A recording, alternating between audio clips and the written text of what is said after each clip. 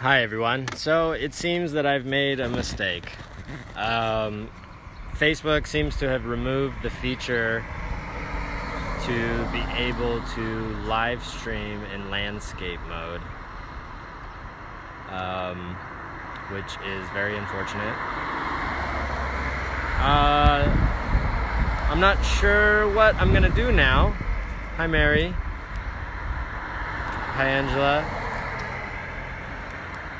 Unfortunately, Facebook removed the feature to allow me to live in landscape mode, which was not expected. I thought that I would be able to take you on the scooter ride. I rigged up this little chest strap thing, but it's now in the wrong orientation. So I'm not exactly sure what to do in this moment, because I don't think people want to watch it like this.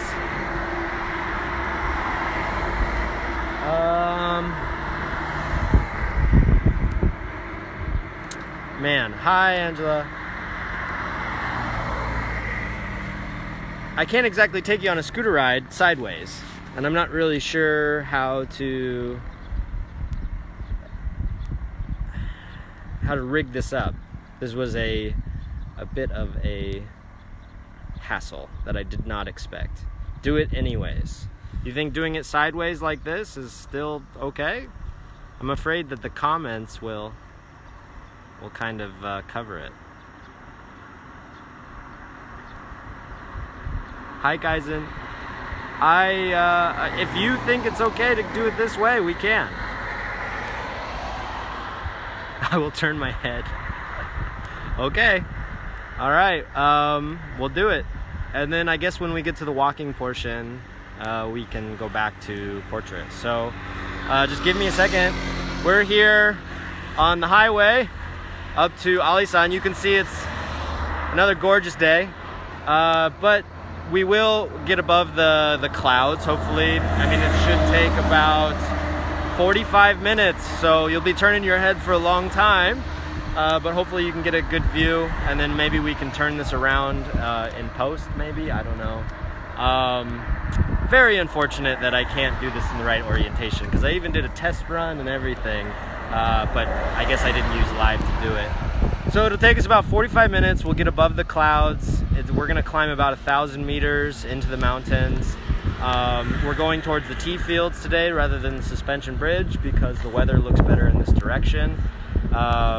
Turning my phone works great. All right, excellent. So yeah, if you're watching, maybe watch on your phone so that you can also turn your orientation.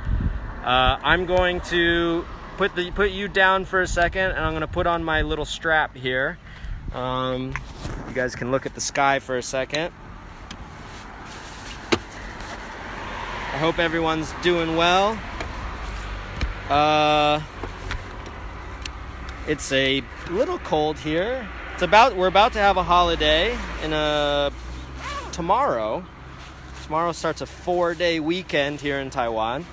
Oh, also today is April Fool's Day, officially here in Taiwan. And they made an announcement, the government made an announcement that anyone who tries to spread false information or make jokes about COVID-19 at this time could be fined up to $100,000 US, which I think sounds pretty fair, to be honest. I don't think it's a time to be having those kinds of jokes. So just give me a second, I'm getting rigged up here. Okay, so you can see I've made this little strap with the phone case in it. I put a little dead cat, is what it's called, this little fuzzy thing to help the microphone. It might still sound like crap, but we'll see. So I'm gonna strap you in now. All right, I'm gonna turn you around. Okay, so there we are. Hopefully everyone can see. You can hear. I'm gonna plug my phone in to the battery, and we should be good to go.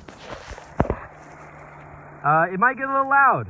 I don't know how much talking I'll be doing. I'll point out some things here in the beginning, but I imagine that after a while, it's going to be the wind noise is going to be a little annoying, or you know, it might be a little long. So if you want to join me in about 45 minutes, we'll be off the scooter looking at some beautiful mountaintops, and then we'll be looking at some tea fields here in Taiwan, where I'll explain a little bit about the tea and oolong tea and why this region is one of the most sought after regions for oolong tea in the world. But for tea connoisseurs, it's top notch. So anyways, make sure you're at the right orientation here. We're all strapped in. Also, don't worry, I've been riding scooters and motorcycles for a long time, so let's go.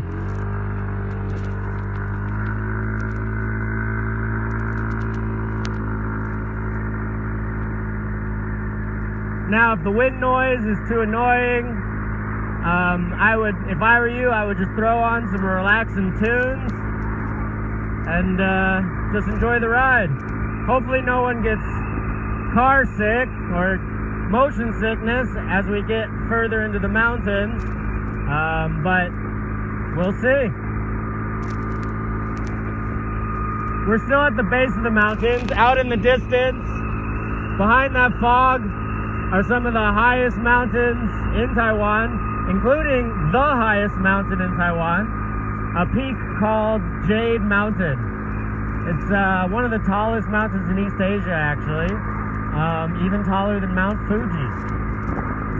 And then on the left, you'll see a lot of houses that are all like kind of cookie cutter-ish. These houses are all government housing for the indigenous population, who a lot of indigenous groups live into the mountains, and in 2009 there was a really large typhoon which caused lots of landslides. It was a horrific ordeal. I was actually here in Taiwan at that time. It was the worst typhoon Taiwan has seen in a century. So to help the displaced people and also try to encourage some folks to come off the mountain, the government built these housing facilities down here. But a lot of the people, specifically, we're talking about the Zhou tribe. The Zhou people live in Alishan. Alishan comes from their language. A lot of the Zhou people refuse to move down here and like to stay up in the mountains. So we'll touch a little bit about indigenous culture and some other things a little later when we get to the mountaintop. For now, I'm going to try and sit up straight so you have a nice view, get past this truck, and enjoy the ride.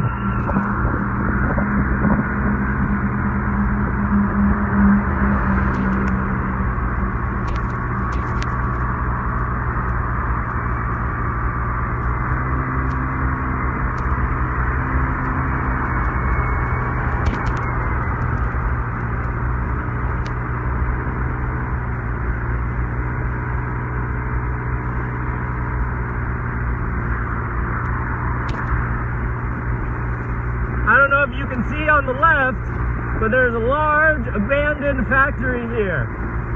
As far as I know, I believe it's a sugar factory. I don't remember clearly, but I believe it's sugar, but it's still government owned. It's a place I really want to get into to take some pictures someday. Oh, no, it seems that it's a cement factory now that I'm seeing the sign.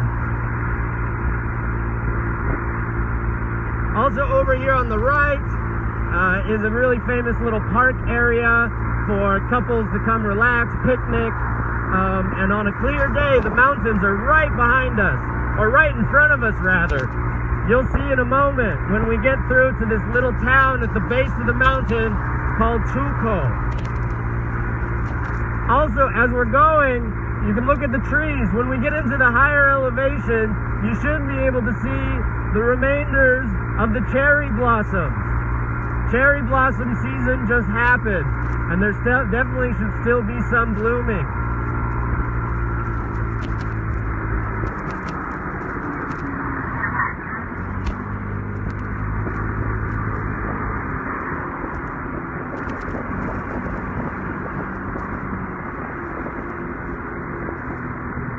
Now you might be able to see now, the mountains are right here, and they are high.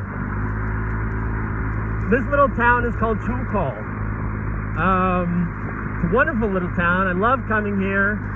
They have a temple. Maybe we can come visit on another tour. One of my favorites. It's a Jigong temple. Jigong is a kind of, he's a Buddha, but he is known to be the drunken Buddha. He was apparently so, what's the right word to use? He was so, not pious, but he was had such innate Buddhahood that he was even able to drink, which is very rare. So this little town is wonderful. It's right at the base, and here we go into the mountains.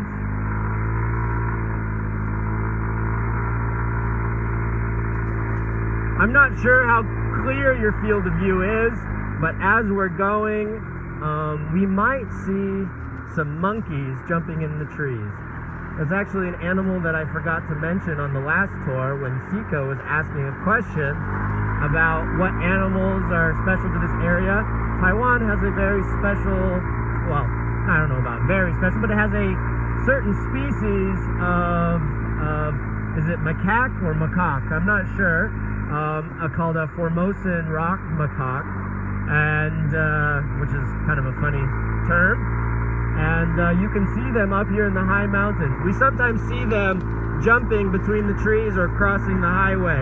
So if we do see some on the highway, we'll stop and take a look.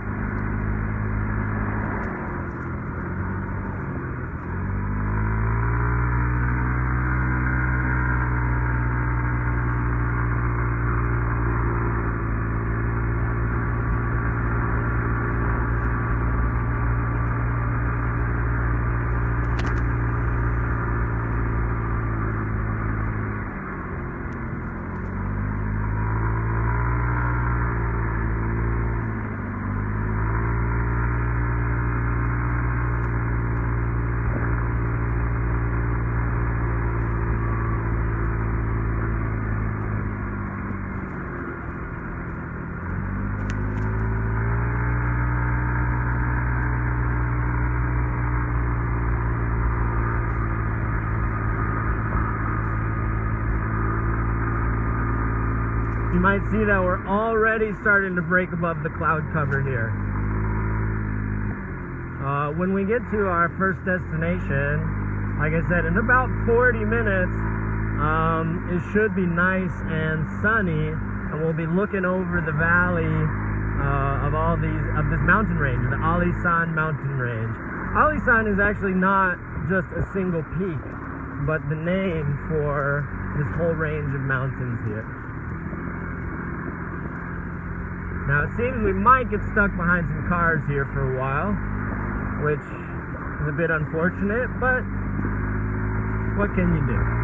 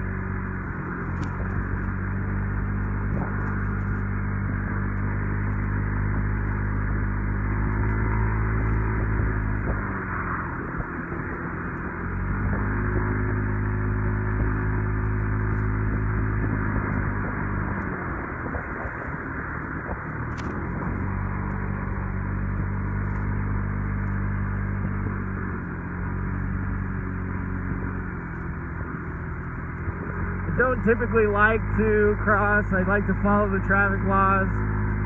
This guy though is making it a little more difficult. We'll see. Hopefully we'll have a passing lane semi soon. I know there are a few a little further up the mountain, but I don't think there are any so close, but we'll just take it easy and relax.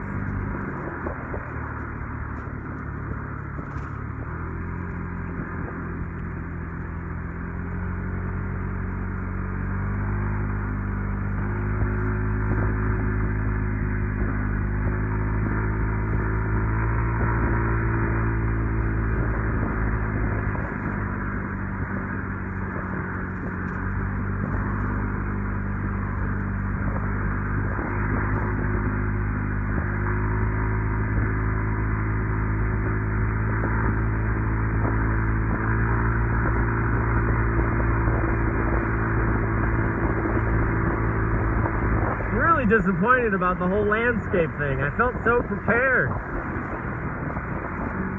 Oh well. That just means I'll have to rig up this chest strap again, and we'll go to another portion of the mountain range. One I mentioned in the last live stream, called the 36 Turns with Taiping, Taiwan's highest and longest suspension bridge, and there's a nice valley back there, so we'll just go for another ride sometime.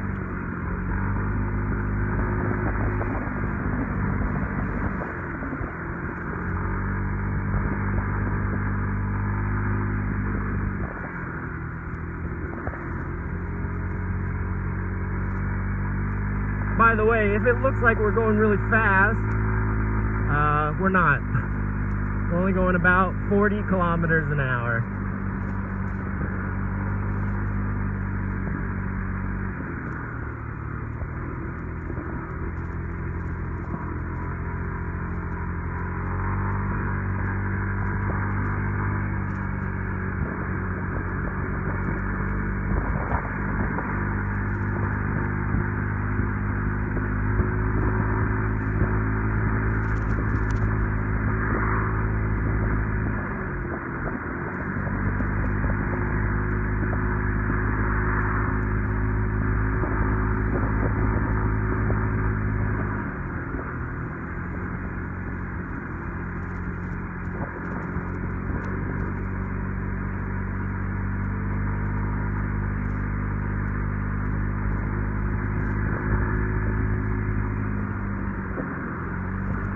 Hopefully these guys are going the other road here to Taiwan. No, maybe one is.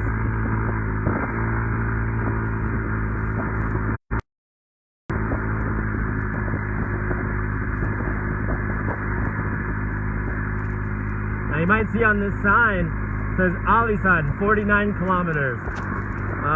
That's the Alishan National Park.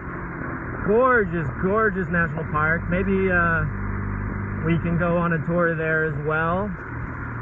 Not the driving bit, but just in the park, because it takes about 2.5 hours to drive there, even though it's only about 50 kilometers away.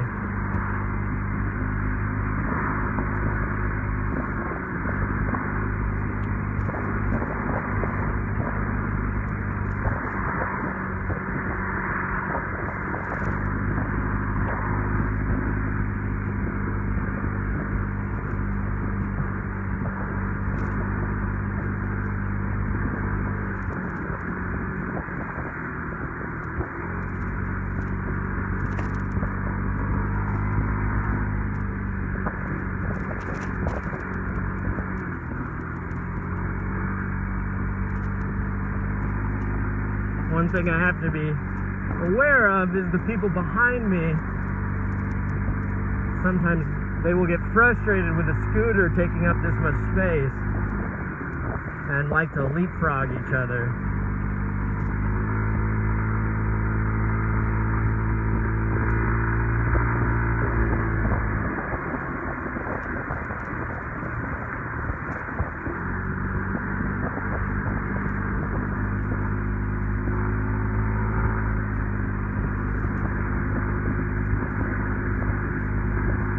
I sure do hope this is still enjoyable for everyone.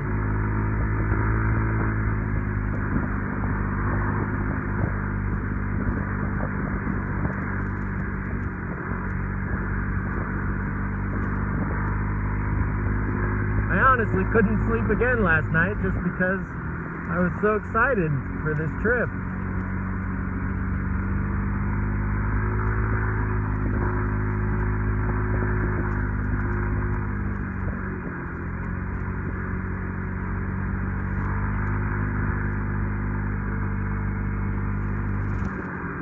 Now these trees that you see here, they look like palm trees. They are not. They are, it's called binglang trees.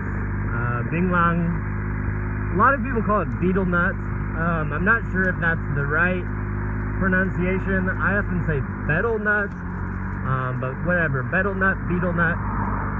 It's a kind of nut that they use the leaf of one variety, the nuts from these trees. They put a little bit of lime in there so that it actually does kind of do some micro abrasions to your gums, and people chew it similar to like chewing tobacco. It's a mild stimulant, very commonly eaten by a lot of people here in Taiwan and in several Southeast Asian countries. But that's why you'll see all these trees here that look like palm trees. They're actually betel nut trees.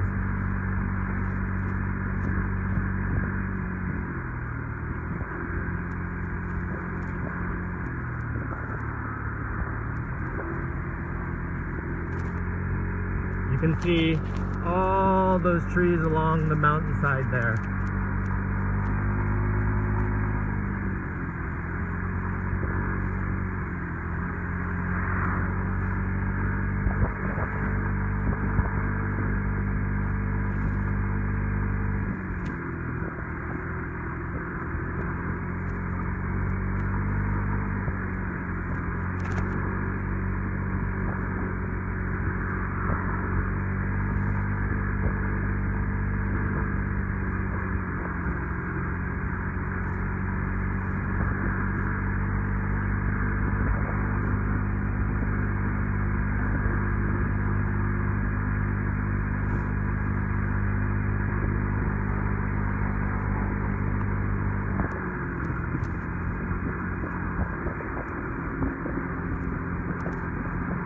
Look on that mountainside in front of me, it's just covered in those betel nut trees, and then right in the middle some tea farms.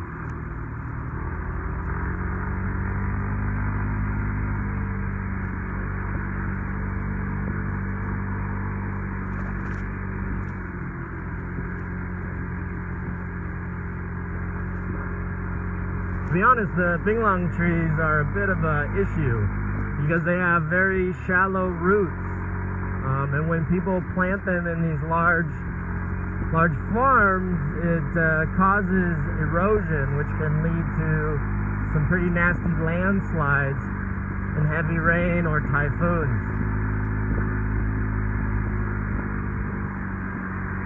They are, however, one of the most profitable crops by like square meter or whatever, square kilometer, whatever your unit.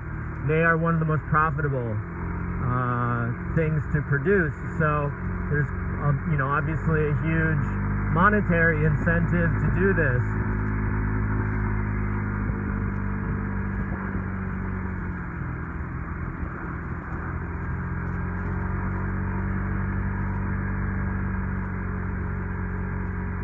Normally on a Wednesday, we would not be having this kind of traffic.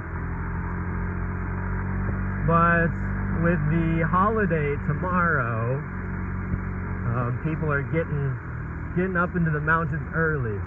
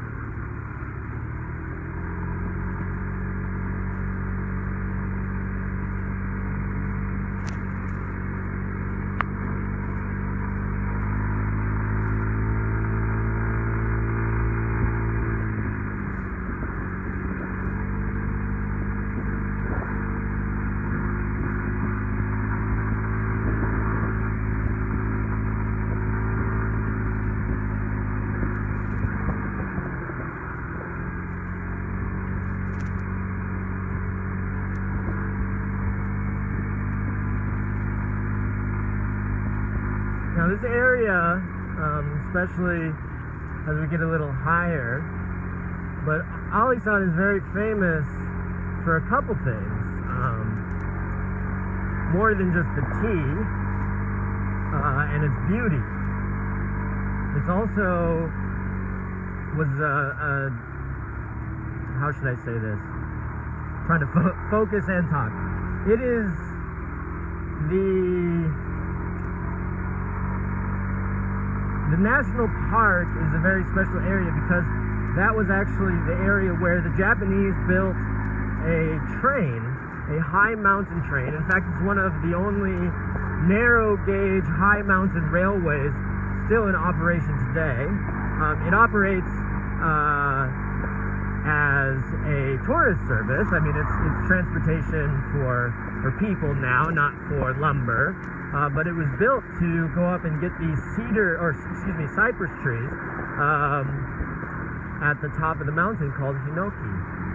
They're wonderful, wonderful tree. I mentioned the last live stream. Also, this area is historically the Zhou people, the Zhou tribe. This is their land. There's another thing, two more things that this area is famous for. One is the sunrise. So a lot of people come to this area. They go up to the national park and they watch the sunrise. It's very famous. And then the second thing would be what's called the Sea of Clouds.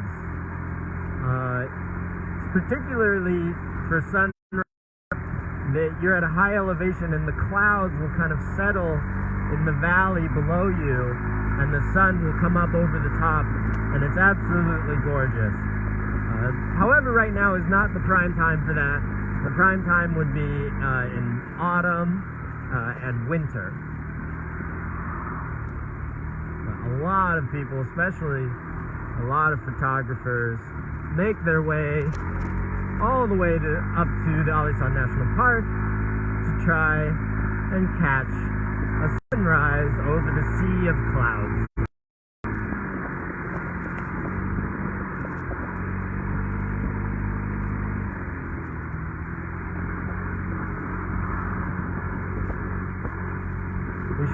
Here we are.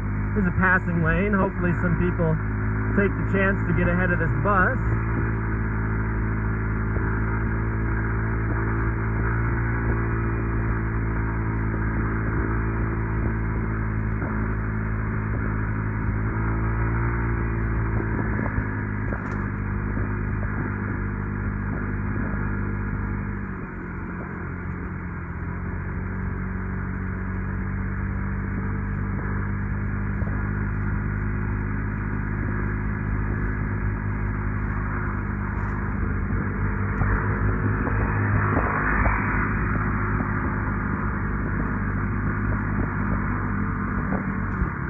Guy isn't getting very far.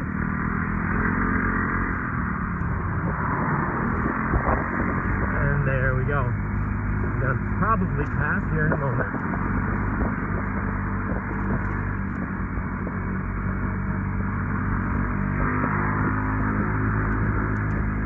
We'll choose to follow the traffic laws.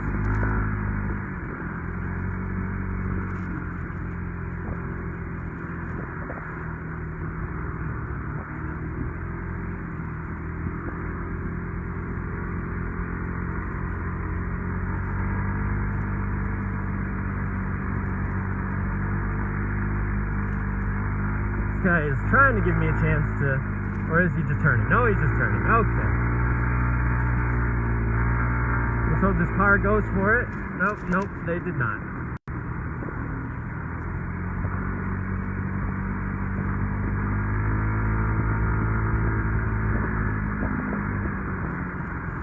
We should have another passing lane here in a moment, which hopefully we can also get ahead. Ooh, that's dangerous, man. There we are. Come on, car, go. Go, car, go.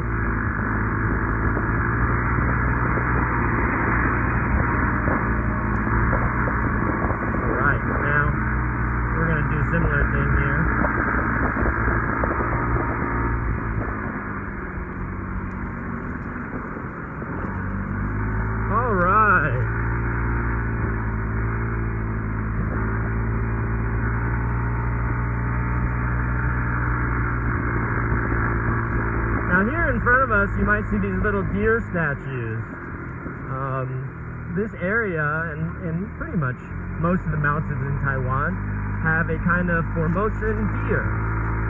And you'll hear a lot of things related to Taiwan called Formosan, like the Formosan black bear, or later we'll probably talk about a variety of tea called Camellia variety formosensis. Anything that's Formosa related is Taiwanese related. Because in 1542, I believe is the right date, the Portuguese were sailing by Taiwan and called it Ilha Formosa, which basically translates to beautiful island. Concentrate here for a second.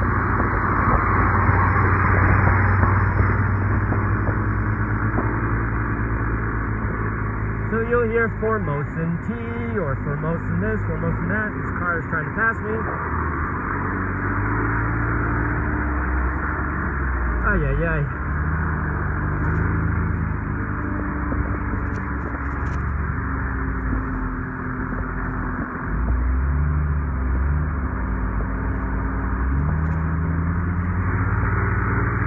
If I cut myself off, just know I'm trying to concentrate. I know you all understand.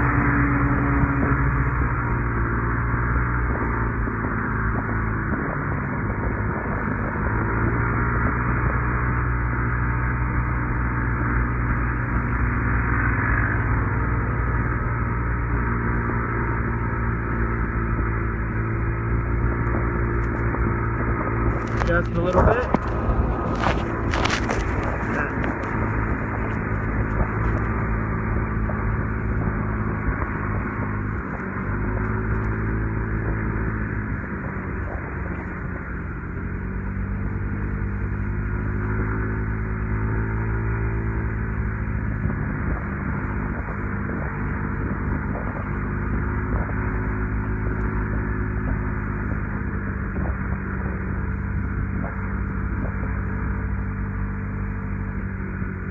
Something I really love about driving in the mountains is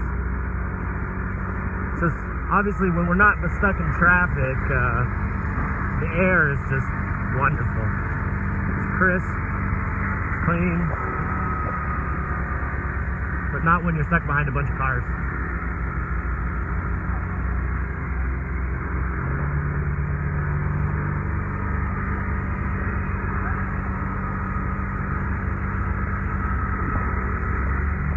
Now, if we were going to go right here, we'd go down into the valley. There's a bulo down there, which means tribe or village. It really means tribe, but there's a small group down there near one of the rivers. A very cool little area. Sometimes they'll have a hunter festival where they have a large pig, like boar roast, and large bonfire, and sing a bunch of indigenous songs, and it's a lot of fun.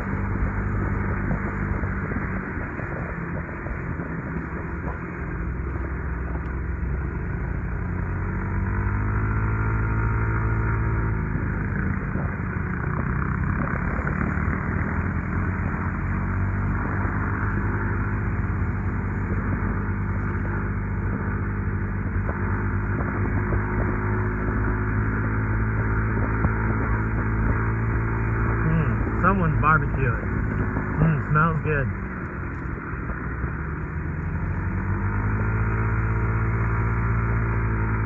This car's gonna pass. We'll wait. Not worth it.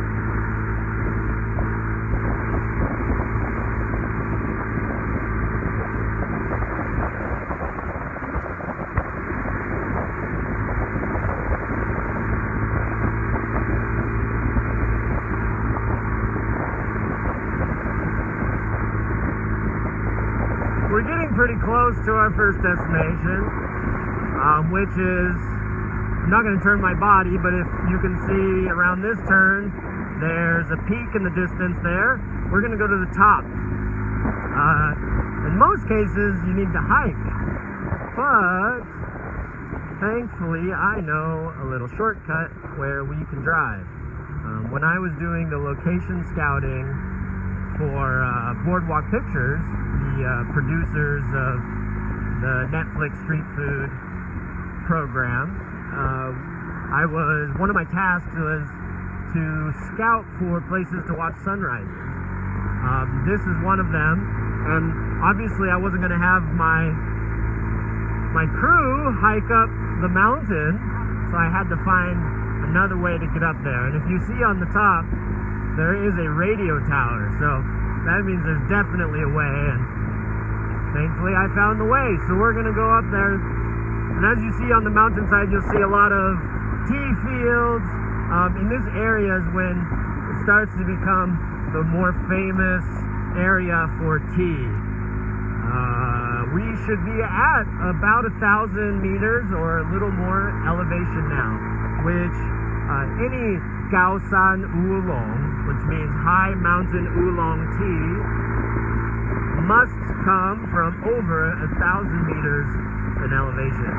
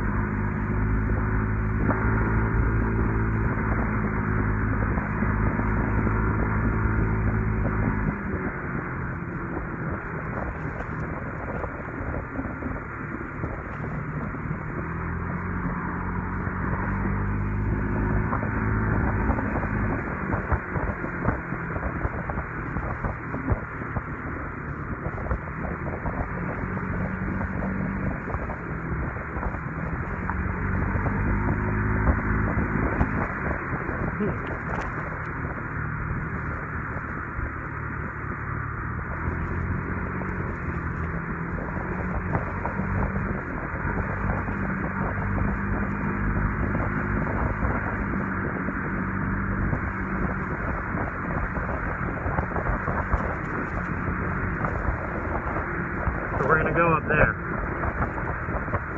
I believe that's right. This is my favorite tea shop right there. We just passed. If I still have some people watching a little later, maybe we'll go have a cup of tea. I can explain the traditional tea ceremony.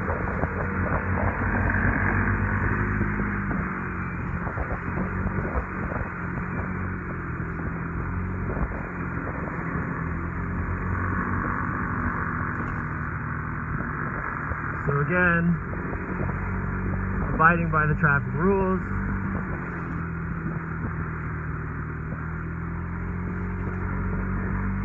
Here we are at Xiping. Alright. And on to the secret path we go.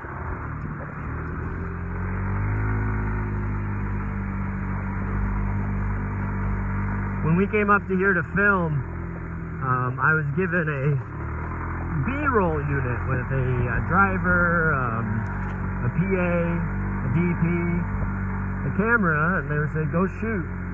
And the vehicle we were driving was this quite large, kind of luxury van. And he was pretty awesome driving his van up this tight road. But he was confident he could do it. And he did. Now you'll see we'll go through a lot of little bamboo areas here on our way up to the top.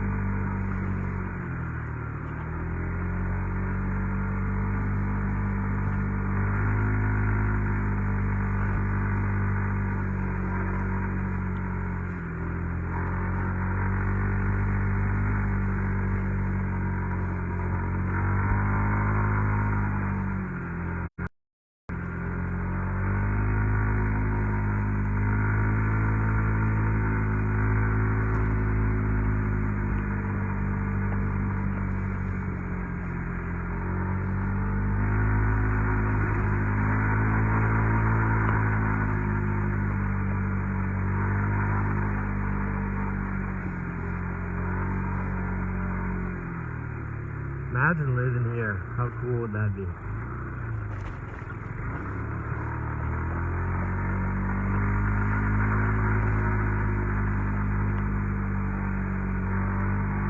I guess it'd be cool until there was a typhoon.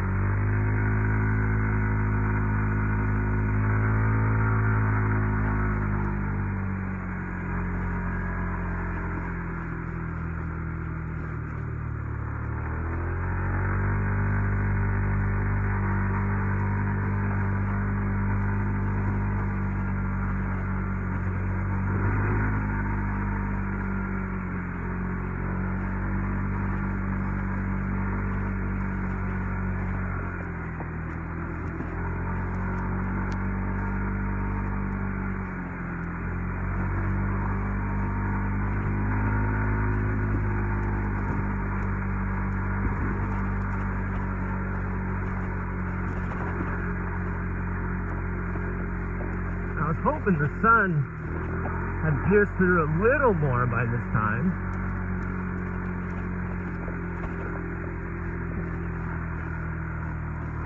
But maybe we can still get a good view.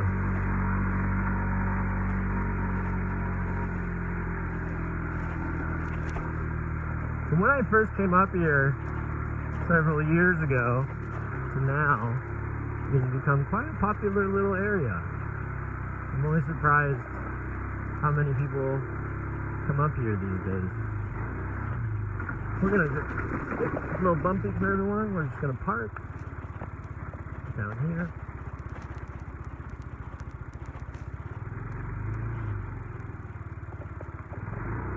Let's park all the way to the end.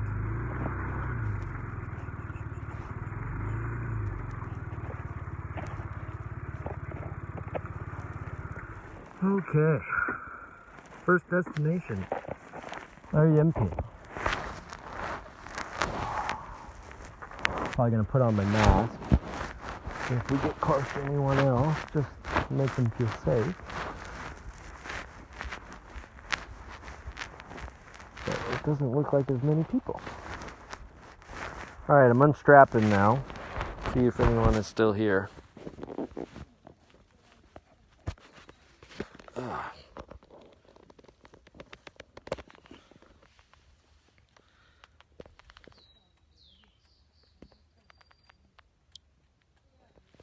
Howdy. So, I don't know if I should change my orientation now, but what do you guys think? if you're all watching with your phone sideways already, I set up my gimbal, which is a stabilizer, to be in landscape mode as well.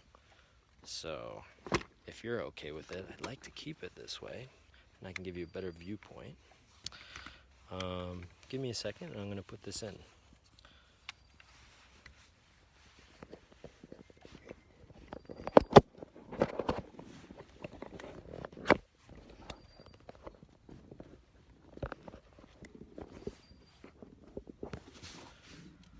Okay.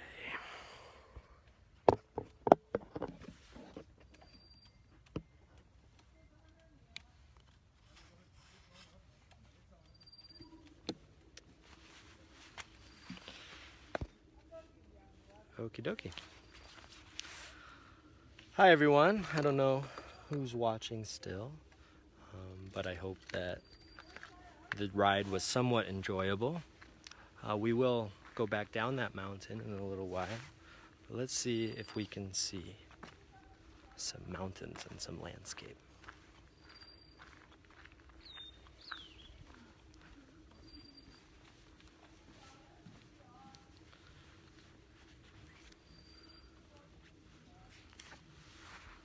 Now, as you can see, now in this direction is just a huge valley. Really, really beautiful. And over in this direction is actually where Chiayi is down in under those clouds. That's where we just were. That's where we started today. It's just gorgeous.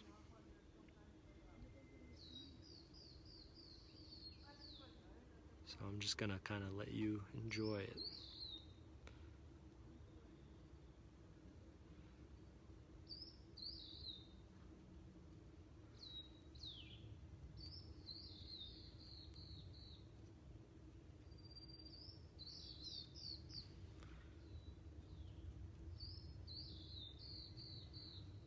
So we're gonna walk over here to that little area. See what else we can see.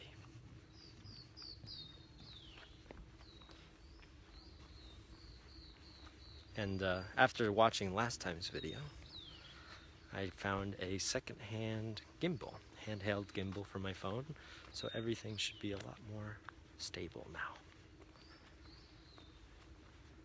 I mean, if we're gonna keep doing these, then definitely need that. And thankfully it will go in portrait mode as well.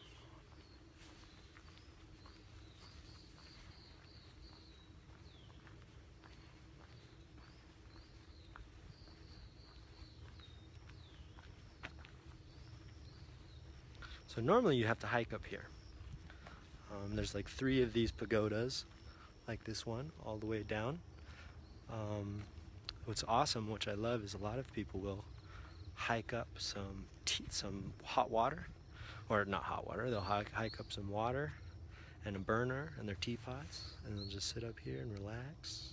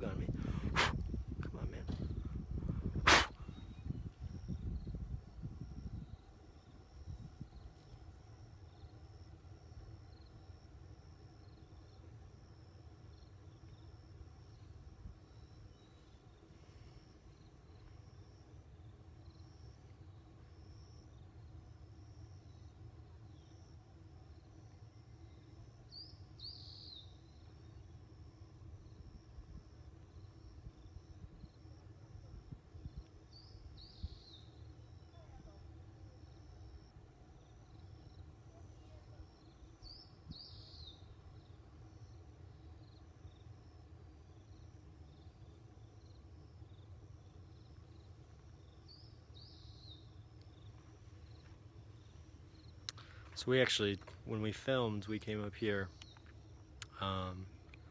and I had come up here and I tested 3 different sunset areas when I was doing the location scouting, and I thought this one was the most beautiful. But if you do watch the episode, you might notice there aren't really any sunsets from up here, and that is because when we came, there is a kind of fog that rolls in. And when I came up and I tested, it's like the fog was here, but it broke through and became this really magnificent sunset. But when we came to film, unfortunately, it just never broke through, so we didn't get that shot.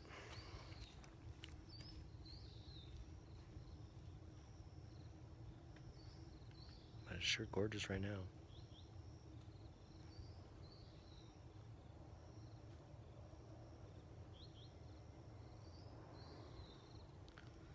So let's take a little walk.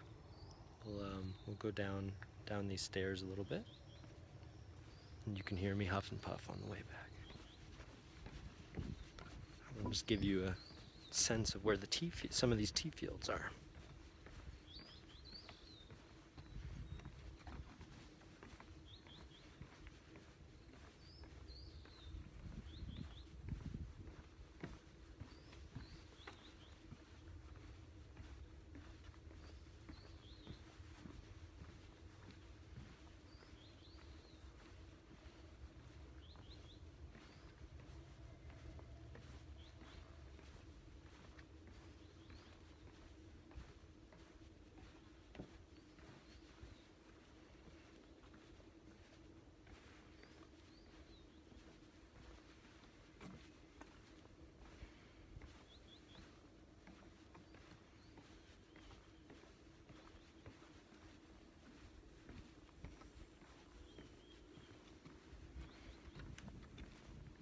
Hello, chào anh.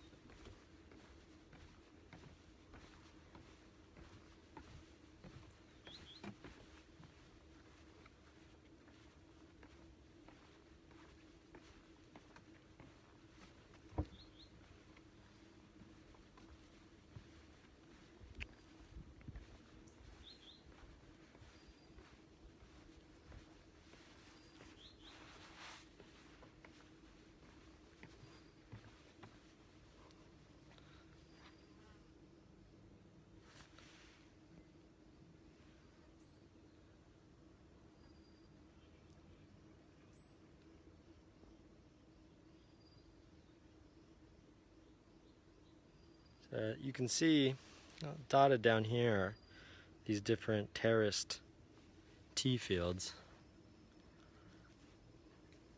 Huge industry in this area. And obviously tea is a huge industry worldwide, but the oolong teas produced in Alishan are world famous and very sought after. I even read somewhere that I don't remember if it was Taiwan or the Alishan area, but apparently, let's say Taiwan just to be safe, Taiwan produces about 20% of the world's oolong teas.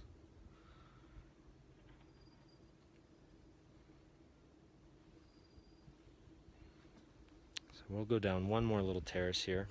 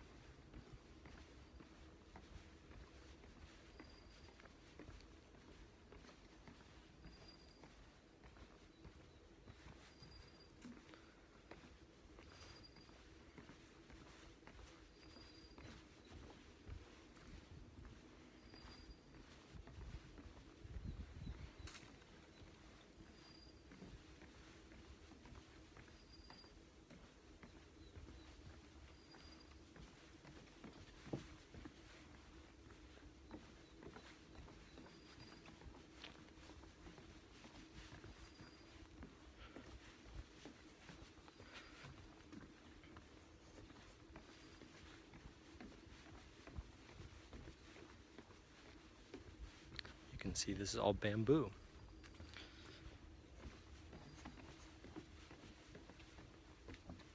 Hello, 你好，早安。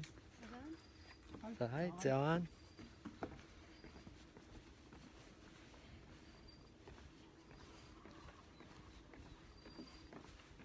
Oh, I'm gonna regret going down this far down.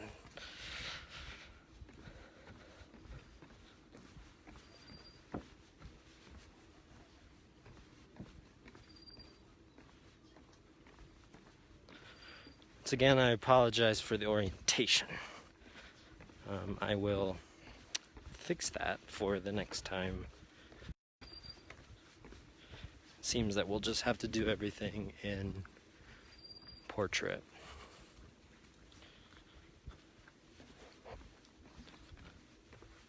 Which will be fine.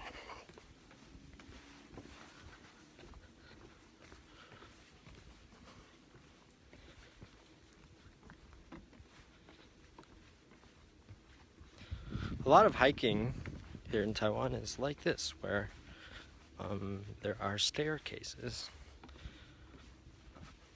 which is definitely not something I'm used to, especially backpacking in California, but it can be quite convenient, especially for those who aren't big hikers.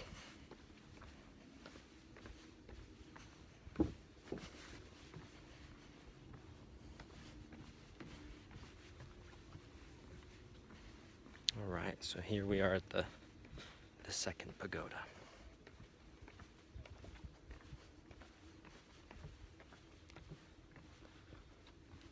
How's that stable working now? Hopefully it's a little smoother. One step at a time. First stabilization, next orientation. We'll get there.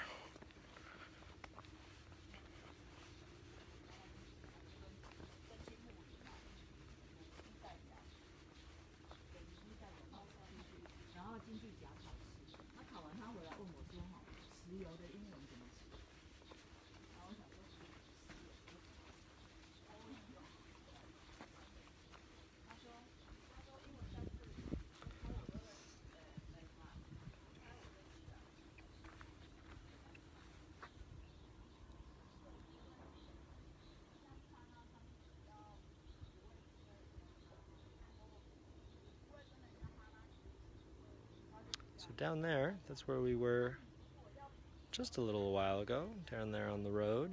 That is the Alishan Highway, highway number 18. It wasn't built until 1983, relatively young highway. Up until that point, there wasn't really a lot of access to this area. So a lot of these tea fields you see here are younger than that, younger than 1983. My favorite place, I'll take you there in a little while, and we'll do some tea drinking and say hi to some of my friends.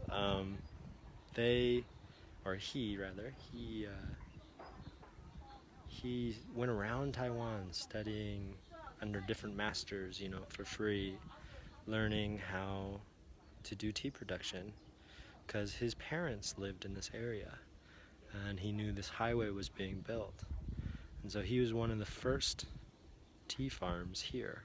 Now it takes 3 years of growth before you can do your first harvest, so he started a little before then, and is a really important figure for the industry in this area. But I love it because you wouldn't know it from looking at his facility or anything else. It's a very traditional way of doing it.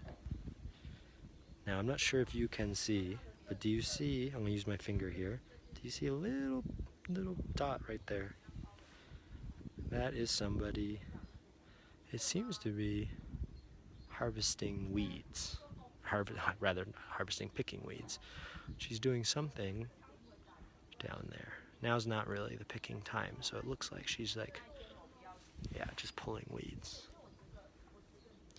These tea fields up here at this elevation Obviously we're a little higher, but here's about 11 or 1200 meters in elevation. These teas are said to produce like more complex yet like subtle flavors, and every cultivar, like cultivated variety, is lends itself to a different kind, but primarily high mountain oolongs are produced here, and they're only harvested twice a year. So you have your winter harvest and you have your summer harvest, which I think people call it the spring harvest, but usually I guess it's in the middle. But yeah, in other places, you can harvest tea 5 times a year, or more. But in this case, because of the high elevation, it's a little more difficult. We're gonna look this way now. A little bit. The tea, obviously, then is much more valuable as well, concerning the fact that it's only harvested twice a year.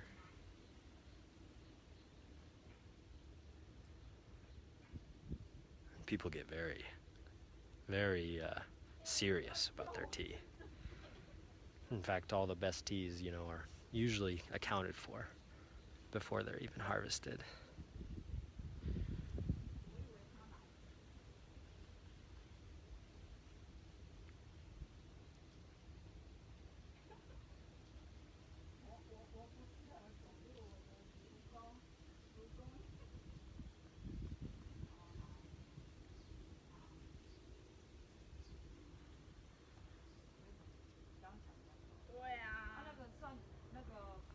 All right, we're gonna start making our way back up.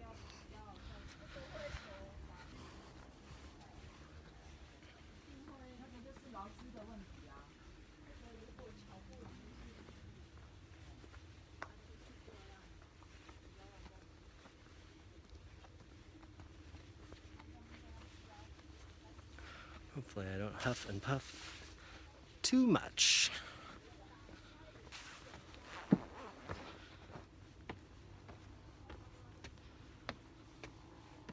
Everyone who's in here right now, are you enjoying this?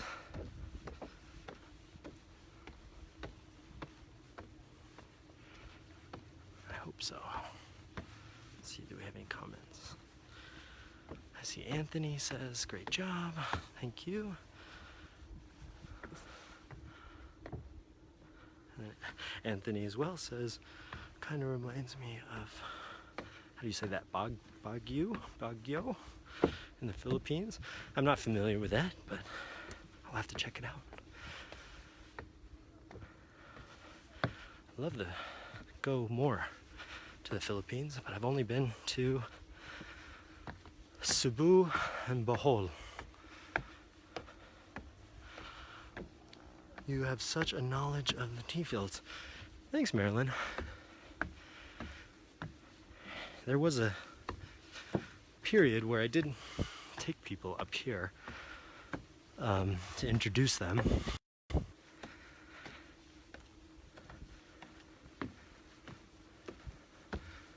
But with the being just one, it was a little difficult to run tours in the city, in the county on the Jianan Pingyuan, which means the Jianan Plains, and also come all the way up here into the mountains. But sometimes I do get a custom tour where people would like to come up here. And then of course, if friends or family come to visit, then I always take them up here. I'm gonna switch hands here and take off my jacket.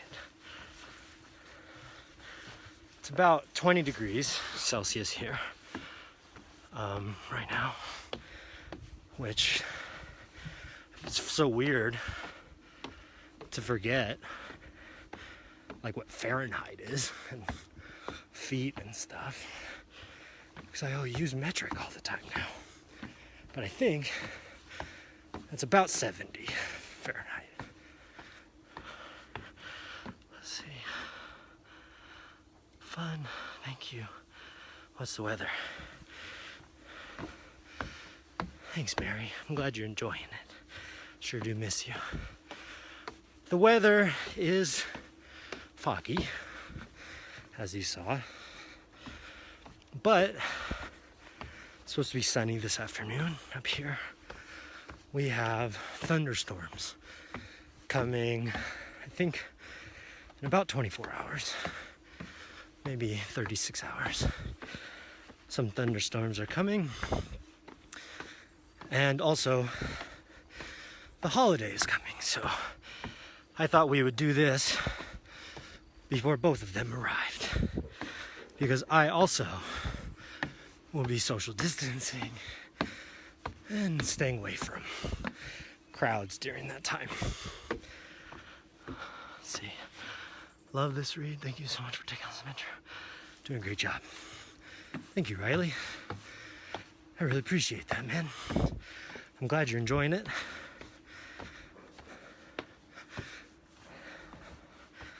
I love doing it for you guys. If I can, I mean, yeah, like I said last time, I feel very privileged to be able to go outside freely and do things normally. So if I can somehow take you all with me, let you feel outside the house for a little while, oh, I love it. I will continue to do so, even if there's just one person who wants it. Oh, I'm getting tired. Let's see, take this break here. Dude, you're in great shape. Stairs. Thanks, Mary. I feel like I am not, but I appreciate that. Whew. I came up here 2 months ago for the sunrise, and it was cold. But I feel like I was having a little more trouble with the stairs at that point.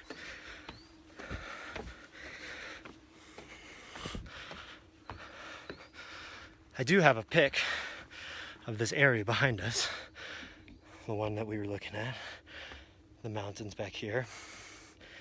I'll try and share it with you guys if you want to see it.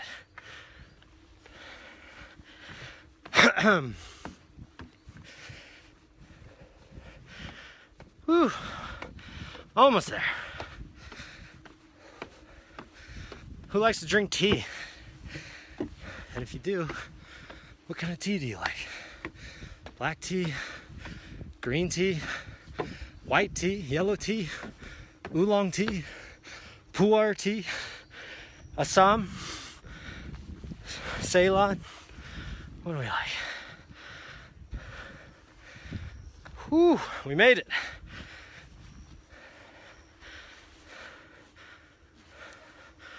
Yeah. Turn this back around. Okay. We're gonna jump back on the scooter.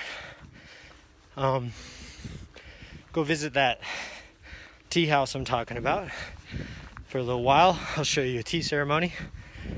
We'll talk a little bit about the process, what it means. I mean, I'm not sure how many of you are aware that white tea, green tea, oolong tea, yellow tea, and black tea all come from the same plant, and all have to do with different kinds of oxidation, wilting, bruising, fermentation, things like that.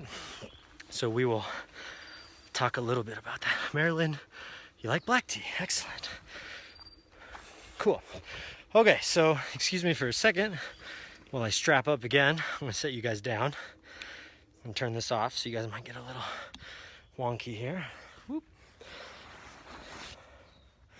I don't need my jacket now, that's for sure.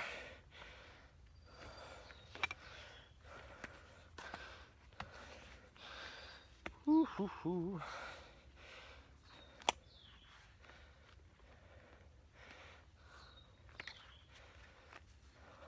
I hope everyone is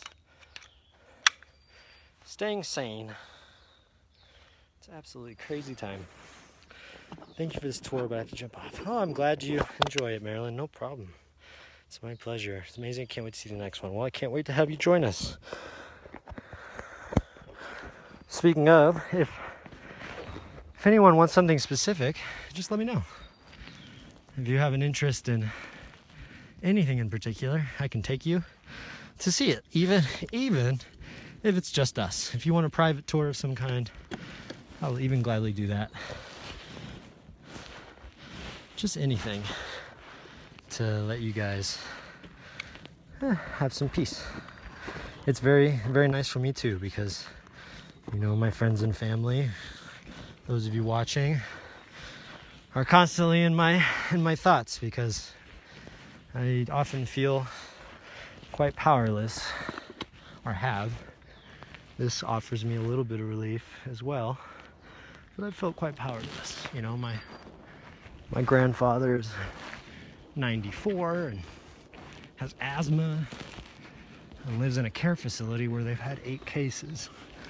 So, you know, it can be a bit difficult. But anyways, I don't want to talk about that too much. All right, we're going back down the mountain. Hopefully the angle is right. I'll adjust a little bit here.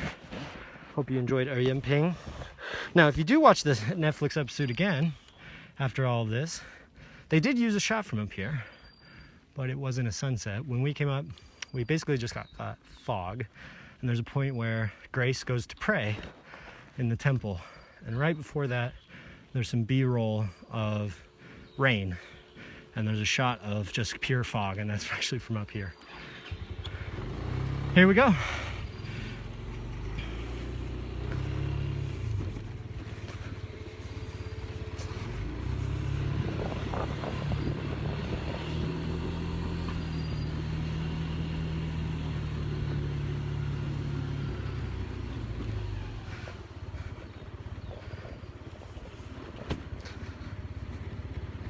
Also, is anyone interested in like other forms of media? I've been thinking maybe I can make some YouTube videos or something like that, something that a little more produced maybe. I mean, I'm a complete novice, but I can try, and maybe have some other kind of content there, things that are a little faster paced, or can just serve a different purpose. I obviously won't stop doing this. I think it's nice to have interaction with you, but I've been thinking maybe I do that as well.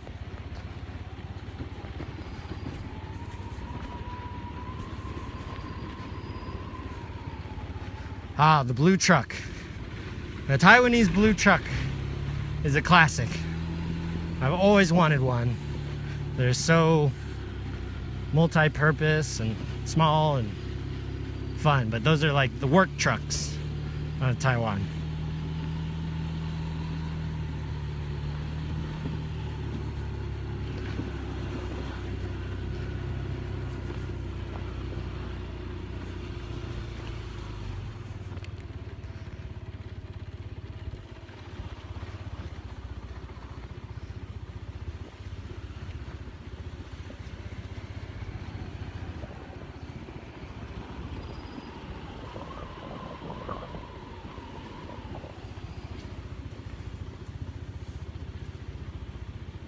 The guy we're gonna go visit now, as I mentioned, he apprenticed around Taiwan before this area was cultivated? No, before it was a bunch of tea farms, and he went to many regions in Taiwan. In fact, like, tea in Taiwan has been here a long time. It's, I think, the first recorded like piece of literature that talks about tea is in the 1700s, but it definitely was here before that. In fact, I read somewhere that there was an indigenous group, I'm not sure which tribe, but there's an indigenous group called, like, the tea, they called it the tea of the gods. And this actually goes back to what I was saying earlier about anything Formosan. For a long time, we've always believed that there were just 2 types of, like, tea shrub. I think it's called Camellia sinensis, varietal sinensis, and then Camellia sinensis varietal assamica. Bye bye.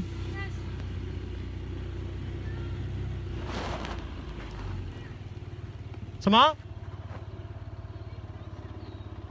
Sama? Uh-huh. Yes, yes. A little further up on the right. 在右边. 对. 好, bye bye. Yeah, should be, yeah. This way you can also go down. Yeah, this goes all the way to the street. Do you want to ride? No problem. Okay, well then just walk down this road and you'll get there. There's a... Sorry guys, just wait 1 second while I give this woman some directions.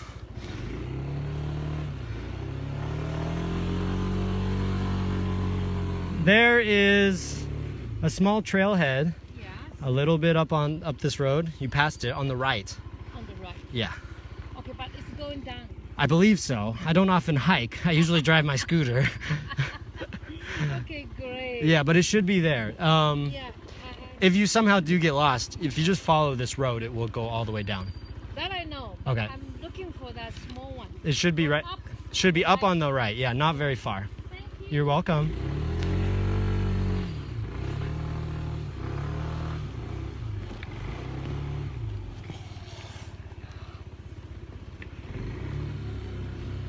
There we go. Nice.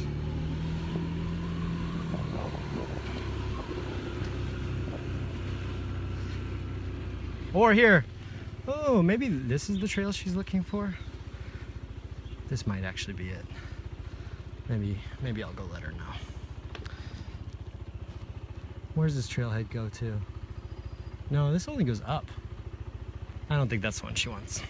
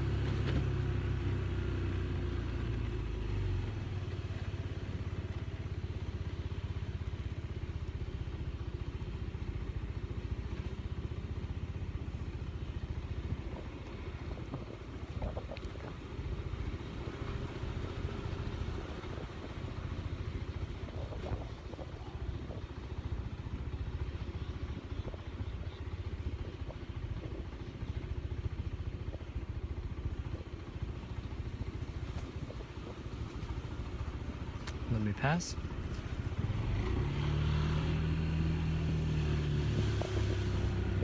A lot of cute little B&Bs and homes up here.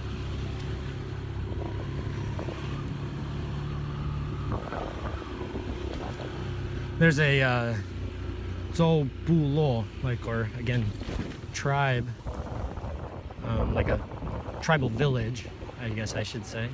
A little ways up the road, maybe another 45 minutes or so. Absolutely love. They're the nicest folks. They like to have a good time. It's like just a great community.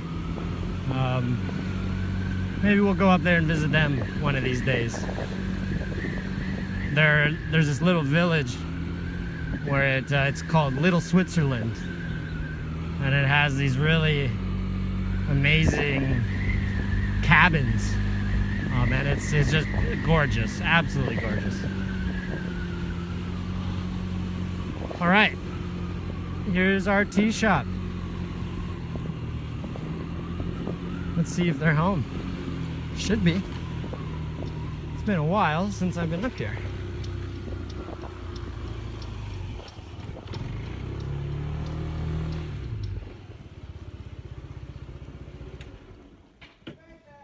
哎，你好，哎，好久不见。什么？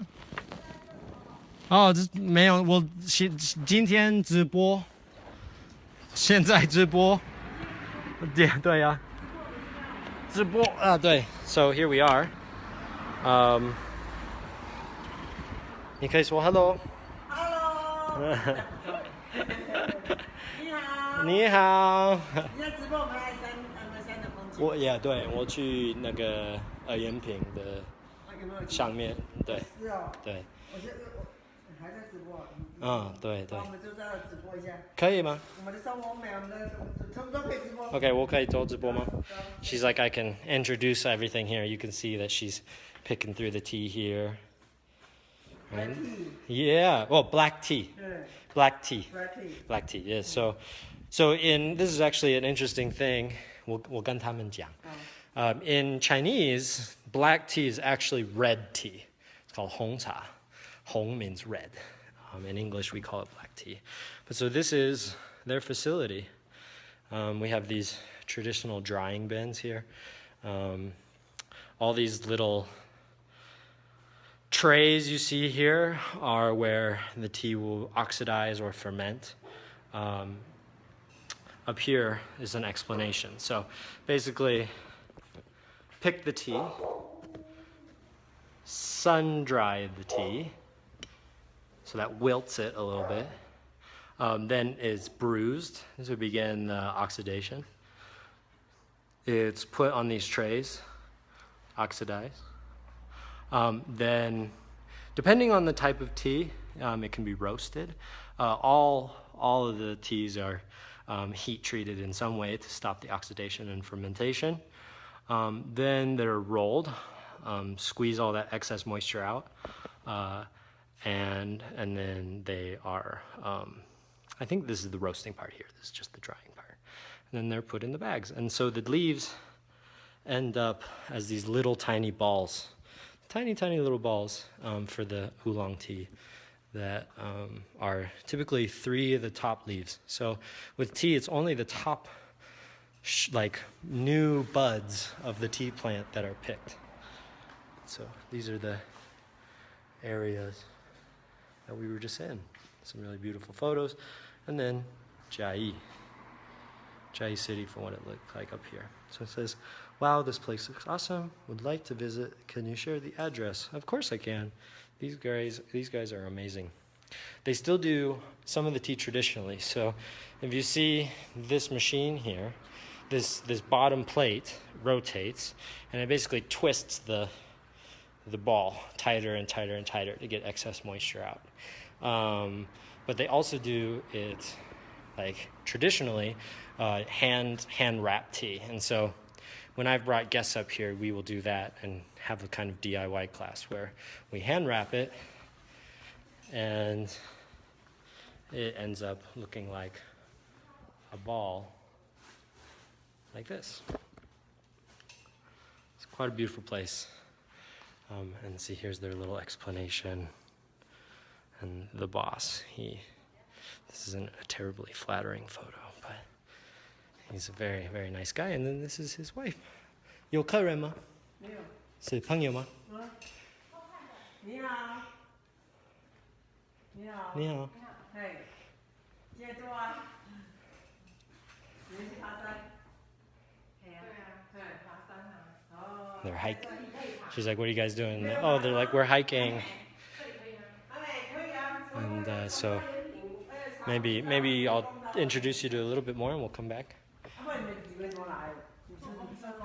这边下车哦。好，不好意思，等一下我介绍那个农场。好，等一下，不好意思。So we'll just go look across the street here. Before, when I first came here, this building wasn't here. They had a very nice view. But tea is very much like wine. You know, it has to do with weather, soil, the cultivar, a lot of different aspects. And then, of course, the actual processing method. You can use the same plant, even the same cultivar, to get very different kinds of tea. And then there's actually one more element which is very sought after, and that's a bug-bitten tea. So there's actually this kind of bug called like a tea jacid, I think is what it's called, that will bite the tea, which I'm not exactly sure about this, but I believe that it causes a kind of chemical reaction in the tea leaf. But I've also heard that it changes the surface area of the tea leaf, which somehow affects it. I'm not sure which, but it's said to produce like a more sweet honey kind of flavor. Now, these are the tea leaves, right? So you can have all different kinds of cultivars. So like I was mentioning earlier, really most people who know tea, they know two kinds. That's the Camellia sinensis and the Camellia sinensis assamica. The assamica is where you get like Assam tea of like India. This kind is what is often associated with Chinese tea or Taiwanese tea, which is your oolong, your black, your red, or excuse me, not red, your black, your oolong, your white, your yellow, and your green. Also like pu'er, which is, a kind of tea that's aged. And so what happens is these tea shrubs, they don't allow them to bud, right? Obviously, because that will take away more resources that go into growing the leaf and growing into the bud, or in the flower, I should say. But the top end here, when they're ready to harvest, these obviously are not, but this is a little closer. They hand pick all the tea. So they have a lot of them will have like a little razor blade here on the edge of their thumb, and they will pick that top end off. Now, usually you're looking for something somewhat similar to this, which is where you have a couple of new leaves, a little bit of stem, and then another leaf, but these are not ready to pick yet. The most often I see is like 3 leaves, but I've seen anywhere between 2 and 5 leaves that go in. And some kinds of tea actually even use the stem of the plant to make another kind. So all of this farm here is where we just were. This is their tea. So I'm gonna walk in here a little bit. They don't mind. I come here quite often and introduce it, and I've even come here when they're picking to shoot photography and stuff. You can see all these fields. This is theirs, and this over here is theirs, and then just going down and down into the valley. It's just absolutely beautiful and serene place, other than the highway. But yeah, that's how we get all these different varieties of tea. It's really incredible. I always liked drinking tea, but I really didn't learn so much about it until I moved here, especially when I lived with my host family. They're like many Taiwanese in this area, they're tea connoisseurs, and they have a very specific farm that they get it from, and you can't buy it as an individual. You have to have all these contacts and all kinds of stuff to get it. But they taught me a lot about the brewing process, what's called paota, which is actual, the brewing with the water and everything. But then I have since learned a lot more about the farming of it as well. What's really special here is the weather. Obviously the soil and all those other things are really special as well, but the weather is very unique because, especially during the summer, during the early afternoon, maybe 1-2 o'clock, a really thick, dense fog rolls through here every day. And what that does is it keeps the tea leaves from burning in the hot afternoon, high altitude sunlight. And so because of that constant fog, it makes this region's tea incredibly special. So, all right, we're gonna end here pretty soon. I'm gonna come in here. I'll see if she can brew us a little tea, and then we'll go from there. I'm thinking that after the holiday ends, sometime next week, we can do another tour. I'm thinking in this case we'll focus some more on culinary stuff. And then we can do another outdoor tour sometime soon as well. Oh, I'm at 10% power, so I better plug in.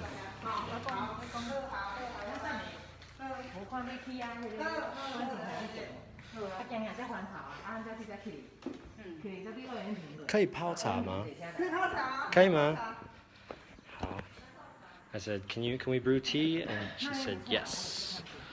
All right, I'm gonna plug in here. Sorry for the shaky camera. If anyone would like any tea, I'm sorry, my hair is down. You guys can see how long it's gotten. Let me put it back up here. It's getting a little hot. Sliding off the table here. If anyone wants any tea, let me know. I'll gladly send you some.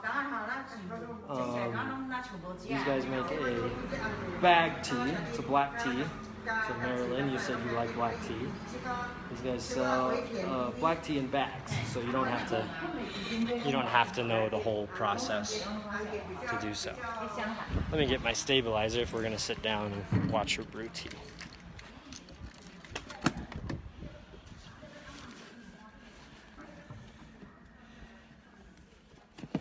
I got quite a good deal on this stabilizer. I was pretty happy. Can't beat secondhand. All right, let me pop you guys out of your holster here.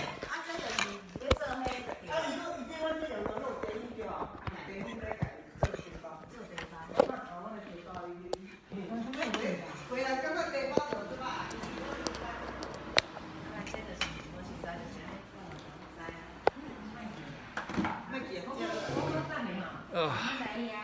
Is everyone doing all right? Let's see, what kind of comments did we get through the ride here? Some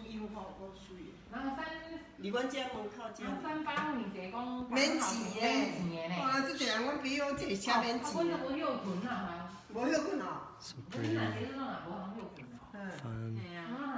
Bring me some wasabi peanuts, Teresa says. I can definitely do that. And Margaret says, the weather cool. Yeah, it's very cool. Tim says, looks like a nice day for Mountain Ride. It's absolutely awesome. Steven says, looks like a fun ride. It is. I wish the orientation was the right way. Doug Stewart, yeah, really cool, man. Nice. Thanks for the comment. Good to see you. It's been a long time.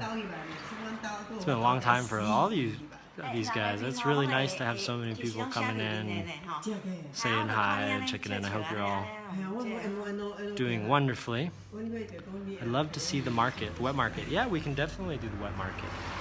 I think that sounds like a lot of fun. I think that sounds like a lot of fun. They're speaking Taiwanese, by the way, so I don't speak that very well, so I can't translate for you. But it's a different language. Just to give you, I didn't really talk about it too much. Mm. 我住在东阳新村。大雅路，有大雅路。那都可以。我想要介绍那个泡茶的，可以给他们看，所以都可以啊。泡茶的方法吗？对。She's like, which kind of tea do we want to drink? So we're gonna learn a little bit about our tea here. So let me see if I can get this set up. I forgot I can't really use the stabilizer and the charger at the same time, so we're just gonna have to stabilize it here. I want to move over so y'all can see. So Taiwanese is a language that is different than Mandarin Chinese. It has many more tones. So if you're familiar with Mandarin, you probably know that it has tones. So for example, like first tone is hi ma and then ma ma ma. Those are all 4 different tones that mean different things. So even though all are the ma sound, they all have very different meanings. So for example, ma means mother, but ma, the third tone, means horse. So it's a very important thing to get them right. Taiwanese, on the other hand, has 8 tones. I've heard a difference between 8 and 9, and I've even recently heard 7. Same with Mandarin. A lot of people say it has 4 tones, but it seems that there's actually 5 because there's like a neutral tone. For example, I just said ma, ma, ma, ma. Those are 4. But then there's another ma, which is kind of like used in questioning and different things. So some people consider that a 5th tone. It seems that Taiwanese is the same. So I've heard 8 or 9 tones, and then recently I heard 7 because it seems that 2 tones are so similar that over time they've kind of merged into one. Don't even ask me how to say the tones. I'm trying to learn, but it's quite difficult. I know some words and some phrases, but as far as like giving you a demonstration of the tones, I cannot. There are tones that, like, I'm going to use my hand here. So like I just went ma, ma, ma, and ma, right? Those are the 4. But in Taiwanese, there might be one of them is like a high, like this, and then another one that's also rising, but it starts at a lower register. So you might have like ma and ma, and depending on the register that you start, it can be a different thing. So here we are. She is beginning the brew. So when you are brewing tea in this way, when you're pao cha, you have to warm up all of the teaware. So you will use the boiling water. Now, usually the water is a very important temperature. It's like right below boiling. But you warm up the teaware first. And even a lot of people, in fact most, who are experienced tea brewers, you can see she's putting it in right now. Oh, no, 没问题, 没问题. 你可以啊. You can see the little balls of the tea. Those are those leaves that we talked about, the buds that have been rolled into a little ball and curled. And 我现在直播，你想要还是说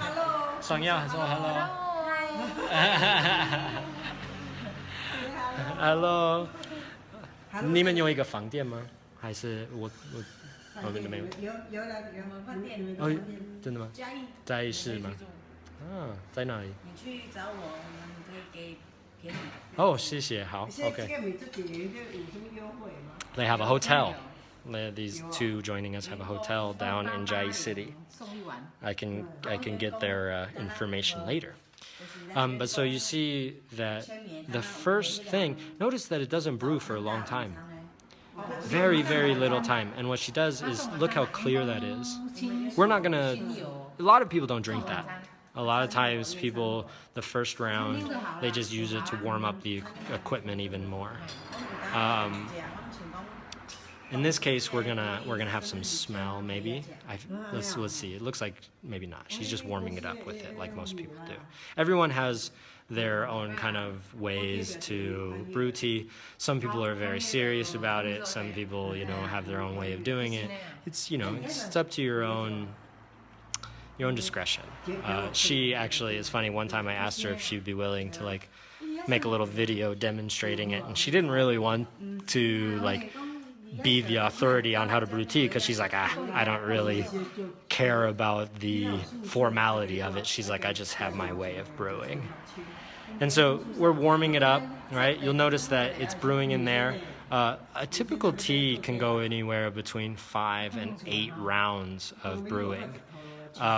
Every round as you go through changes in flavor and intensity. In the beginning, you're getting your floral sense, you're getting a taste for the tea, and as it gets more rich, as the tea leaves open up in that hot water round after round, you're going to get a different depth of flavor.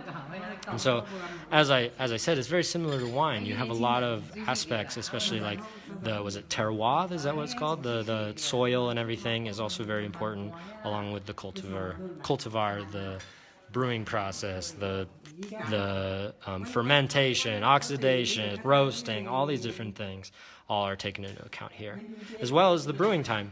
When I lived with my host family, my host dad and my host uncle had two varying philosophies on brewing tea. One liked the more typical style, which is like 14 to 17 seconds in the pot, round after round, which opens up. My uncle liked what he called Gong Fu Cha, which means Kung Fu tea, where he liked to brew it like 40 to 60 seconds, and you got a lot more of those bitter like tannins and things like that. Totally different kind of flavor profile, but from the same tea leaf. And then I've also known people, they brew longer in the beginning, and then as they go through the rounds, they brew less time because the tea leaf has already opened up that much. So you see what she's doing here is these tall cups. So this is their oolong tea. These tall cups. Oh, 谢谢. The tall cup is for smelling. So I'm going to try and get out of the comments there. So the tall cup is for smelling. So what you do is you pour it in. Okay. And then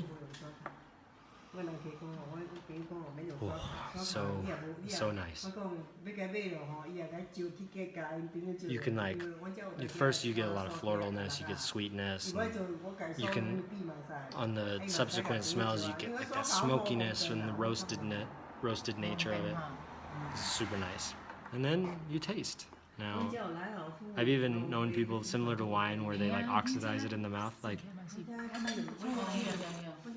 this, and you get. It's really nice. It's delicious. So you can kind of feel in the throat. It becomes a little. Not like oily, it's not quite the right word, but it has this kind of, it's hard to say. In Chinese, there's a phrase that says like, no bitter, no astringent, then it's not tea. If it's bitter, if it's astringent, it's not good tea. So there's like, I learned that from Xiao Mao, shout out Xiao Mao. It has like this very subtle kind of, not bitterness, not astringency, but it's hard to describe. If you have a really nice high mountain oolong tea, you know what I'm talking about. A lot of people talk about it in the throat or on the palate as well. So as we see here, I'm going to go back to this and I'm going to enjoy my tea. You guys can keep watching. Man, it's so good. And so this is how it's done. You just do little rounds, and the tea ceremony is a very social process. It's very much a social thing. When you come over to someone's house, I can't forget to smell this. It smells so good. When friends come over, you sit down, you have some tea, you chat. As you see here, these two ladies were just hiking and decided to stop in. And how lucky they are to stop here. You know, if you look around this, it's not exactly the most ornate place. It's definitely not a touristy place either. In this area, there's hundreds, if not thousands, of different tea farms and tea rooms, and a lot of them are, built for tourism. They're very beautiful and wood paneled and have great views and a lot of different things. But this place isn't that way. And this is actually kind of one of the things that first drew me here. I didn't know that this place was like the oldest, or if not the oldest tea farm in this area. But I just was attracted to it because it reminded me of like Paso, in a way where like you've 他们可以看到你想我看到他们吗 No 不能你可以你知道谁有在看呐？很多人在看。对，他们他们写。我们要看他看不到。那他们也对。知道谁在看？对，我的朋友，我的家人。几个直播，几个人在看？现在7个人。7个人哦。对，以前我骑摩托车，我追了差不多20个人。20个人哦。差不多。上次在嘉义市有差不多20到30个人。30个是很多嘞。对，差不多。So she's asking how many people are watching. Huh? 你说你来台湾住好多年了啦6年了。6年了。Yeah, 6年了。They're asking like 我是美国人。Yeah, 加州。加州不是纽约的吗？ No, 不是。纽约现在很惨。对，我加州。现在还 OK 吗？还好啦。还好。够不够口罩可以寄口罩过去呢？我们可以这边寄2等签证可以寄过去呢。不行哦。不行，不行。现在我们台湾买不到口罩。Yeah, 对。So right now they're discussing where am I from, how long I've been here, and then we're talking about the pandemic. Asking, is it safe? Can I go there? Then they're talking about, no, Taiwan's more safe, this kind of stuff. So rather than get into all of that, that's just what they're discussing at the moment. I forget what I was talking about. Oh, so I kind of just discovered this place because it was just attractive in the sense that it wasn't like this overly touristy thing. It reminded me of like a small family vineyard on the Central Coast. And it wasn't until like maybe my 3rd time or 4th time coming here that they finally opened up and explained some more of their history and talked to me about, like her husband, the farmer here and the master of this tea area. He opened up and shared with me his history and about traveling around the island, apprenticing. He rode his motorcycle all over Taiwan, learning from all these different people for months on end before coming here. And he actually was a trained architect who decided to become a tea farmer instead. So he like designed this building and everything. And then everyone in this area actually calls him teacher, which if you're familiar with Taiwanese culture or a lot of cultures in this area, to be called teacher is quite a high honorific title. So anyways, that's how I ended up here. So if you do come visit me here in Chiayi and you would like to drink tea, this is where we will go. Now you can see the color. 谢谢，感谢。So you can see that's Taiwanese. Gamxia means doxia is the same. Both gamxia doxia they mean thank you. Dola. Yeah. So Lola means like comes from Japanese. So Taiwanese has a lot of Japanese in it as well. So, which is kind of funny. I'm getting off topic here, but English into Japanese, Japanese into Taiwanese. So for example, the word for lighter in Taiwanese is laida. So it went from lighter to Japanese to Taiwanese laida. So there's like quite a few. It's similar. You might have heard me say motorce earlier. That's Chinese for motorcycle, but in Taiwanese it's autobike.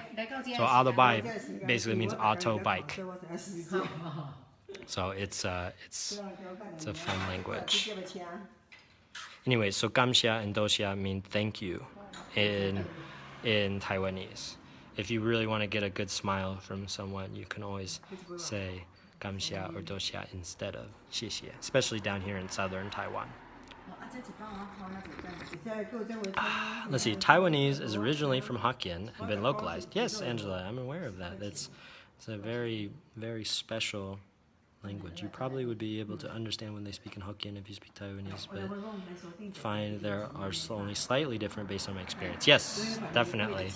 There are regional differences for sure, but there is some kind of mutual comprehension between the different regions that speak like the kind of Hokkien in those areas. Definitely, I've heard from a lot of people that they are able to communicate in a way, and in fact, Cantonese even has similarities to Taiwanese. So, anyways, I think that we're probably hitting the end of this live stream. I think I'm gonna stick around and have a few more cups of tea here and flex my Mandarin a little bit. I need to get some practice because I'm spending so much time inside, like many of you. But I hope that you all are doing well. I hope that once all of this is over, you can come visit me here and we can explore together.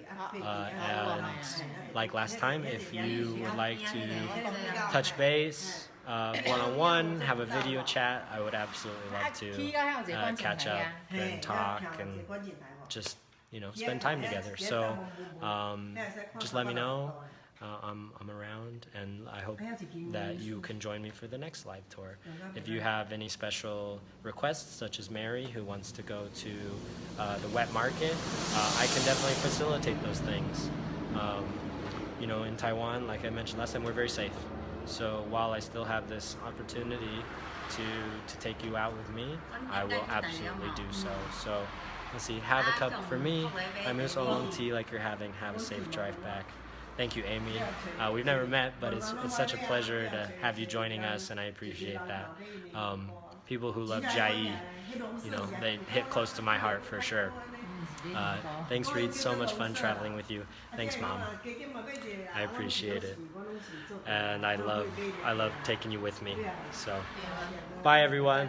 Keep being safe, smart, healthy. If you'd like some tea or some kind of snack or a video chat, you just let me know, okay? I'm always around. Much love to all of you. Mwah. I wish you the best. Talk to you soon.